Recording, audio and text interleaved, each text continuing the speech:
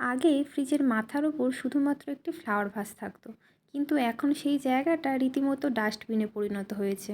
মানে হাতের কাছে যাই পাই তাই ফ্রিজের মাথার উপর রেখে দিই, আর তার মধ্যেই জামা কাপড় টাঙানোর ক্লিপগুলোও স্থান পেয়ে গেছে। আর এই কারণে ঠিক কাজের সময় অর্ধেক ক্লিপ আমি খুঁজে পাই না। তাই ভাবলাম, না, এদের একটা বন্দোবস্ত করতেই হবে। ব্যাস, রং তুলি নিয়ে বসে পড়লাম ওদের একটা থাকার জায়গা করে দেওয়ার জন্য। আগে থেকে বিশেষ কিছু ভাবিনি যে এর উপর কী করব।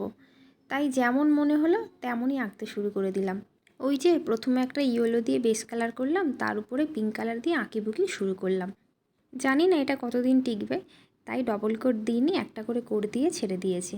যদিও ক্লিপগুলো যে কোনো বক্সে রাখা যেত, কিন্তু আমি চাই আমার ব্যবহারের প্রায় প্রতিটা জিনিসে যেন আমার হাতের ছোঁয়া থাকে। এই আঁকাটা আরও সুন্দর লাগার জন্য মার্কার দিয়ে কালো বর্ডার করে দিয়েছি।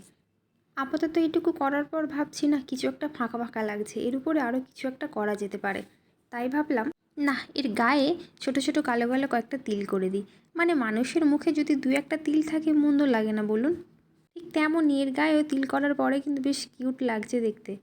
এই যে কাজটা কমপ্লিট হওয়ার পর এমন লাগছে দেখতে। দাঁড়ান একটু কায়দা করে দেখাই। যাদের জন্য বানানো এবার তাদের রাখার ব্যবস্থা করি। দাঁড়া দাঁড়া, কেউ ঠেলাঠেলি করিস না, সব মিলেমিশে থাক এই জায়গাটায়। এই যে কাজের সময় আর কেউ হারিয়ে যাবে না। ভিডিওটি কেমন লাগলো অবশ্যই জানাবেন। আবার আসবো নতুন কোনো ভিডিও নিয়ে। টাটা।